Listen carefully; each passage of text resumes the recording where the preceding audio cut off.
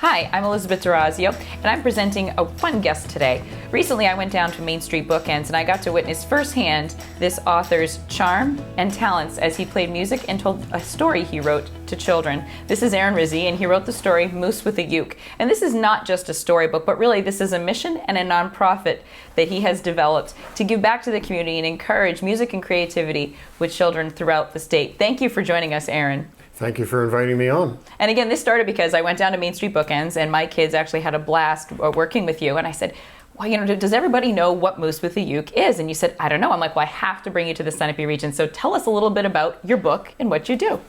Well, my book is an educational children's program I developed to inspire people to pick up an instrument and develop a lifelong skill.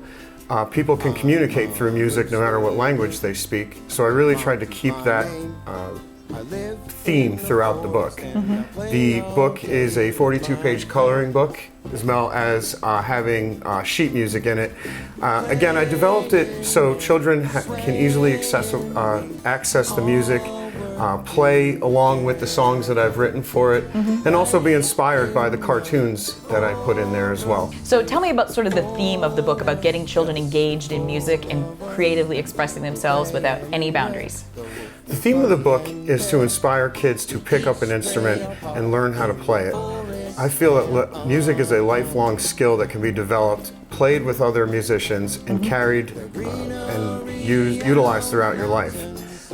This really has been a labor of love for you, because not only is this a book that you were encouraged to write, but tell us how you helped the Dover Children's Home and really how this is a nonprofit program that you've turned this into. Well, that's really where it all started. I have been helping out at the Dover Children's Home for a few years, and being a lifelong artist, I've always tried to figure out a vehicle to get through to some of these kids to really inspire them to engage in a positive activity. So at the Dover Children's Home, I'll do ukulele lessons, drawing classes, things along those lines, but I never had a set project that they could really wrap their mind around. So I sat down and I thought about the best way to present it to the public, and the vehicle that it became was this book. And when I bring it into these various organizations and nonprofits, I can present it to them in a way that inspires them to develop a skill, whether it's music or illustration or just sitting in the audience and enjoying a performance. I really tried to make it an all-encompassing experience for every person in the room. Not everybody's going to be interested in picking up a ukulele, but some are interested in coloring, illustration, singing. And I'll tell you something, my kids don't sit still. But when we went to your story reading at Main Street Bookends, my kids, one of them was riveted and just wanted to sit and clap, and the other one, immediately you welcomed them up on stage with you, gave a ukulele, and totally was engaged in the entire process. So it really is something magical to watch Aaron work with kids and present the story as it unfolds with the music and the book. And one of the things we're trying to see if people can do today is find those organizations in this area that perhaps you could reach children. So who are you looking to spread your message with and perhaps share your book with? Well, the book is for everybody, but I generally bring it into libraries, nonprofit organizations, hospitals, senior centers. The program is catered to the venue that I go into. So if I go into a senior center, they really enjoy just hearing the live music.